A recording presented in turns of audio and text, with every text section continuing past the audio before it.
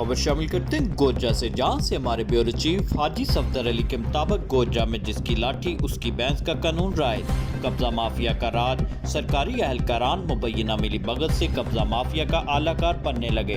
पटवारी ने मुबैना मिली भगत से जाली फर्द बनाकर दे दी और इंतकाल भी जारी कर दिया, जिसे हकीकी मालिक की दरख्वास्त पे जाली साबित होने पर खारिज कर दिया गया। लेकिन कामी इंतजामिया इस जालसाजी का मुकदमा दर्ज करने से इनकारी। हकीकी मालिक का commissioner Faisalabad Salwat Ejaz, deputy commissioner Toba Tek Singh, DPO Toba Tek Singh और असिस्टेंट कमिश्नर गोयडा से फौरी नोटिस लेने का मुतालबा।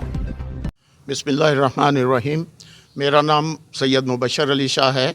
मैं इस दरबार शरीफ बाबा इस्माइल शाह साहब का अरसा 12-13 साल से गद्दी नशीन हूँ और इससे पहले मेरे मामू ससुर सैयद सज्जाद अहमद शाह मरहूम तकरीबन 50 साल गद्दी नशीन रहे और उन्होंने अपनी हयात में तकरीबन 100 से ज़्यादा उर्स मुबारक करवाए। ये दरबार शरीफ मेरे पीछे मौजूद है और इसके इस साइड पे बाबा जी सरकार के खादम सूफ़ी रहमत अली मदफन हैं। सूफ़ी रहमत अली साहब के पोता तकरीबन 40-50 साल के बाद लाहौर से आए और यहाँ पे आके इन्होंने हमारे ख़िलाफ़ दरख्वास्त दे दी। और एक ये मैं आपको जो फ़र्द दिखा रहा हूँ दरबार शरीफ की, ये सैयद मोहम्मद इस्माइल शाह साहब के नाम की है, जो कि असली फ़र्द है। इसके बाद इन्होंने एक फ़र्द बनवा ली अपने दादाजी मरहूम के नाम से, सूफ़ी रहमत अली साहब के नाम से जाली। ये मैं फ़र्द आपको दिखा रहा हूँ।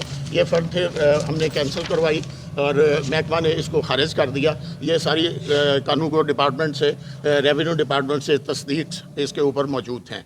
तो मेरी अहकाम वाला से अपील है कि ये जो जाली संदे बना के और इस तरह जगहों पे कब्ज़ा करते हैं, इनके ख़िलाफ़ कार्रवाई का हुक्म दिया जाए।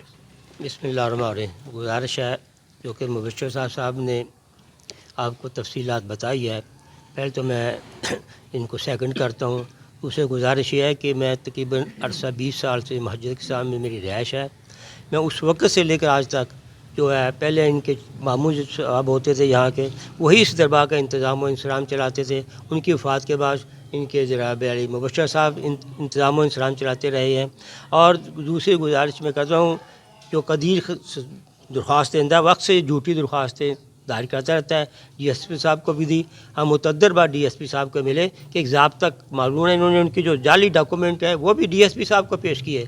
उन्हें बताया कि कानून ज़ाब्ता मौजूद है कि जाली कागजात जो बनाए उसके खिलाफ मुकदमा किया जाए, तो उसके, लेकिन उन्होंने हमारी बात पर किसी पे गौर नहीं किया और हमें अदालतों के चक्कर में डाल दिया कि आप अदालत से लेके आएँ, जो कि कानूनी तौर पर यह गलत है। वो कर सकते थे लेकिन उन्होंने दीदा दिनिस्ता नहीं किया। अब जो कोई मेरी जो मालूमात है उसके मुताबिक अब्दुल कदीर ना यहाँ का रिहायशी है, ना उसका किसी दरबार से कोई तल्लक है।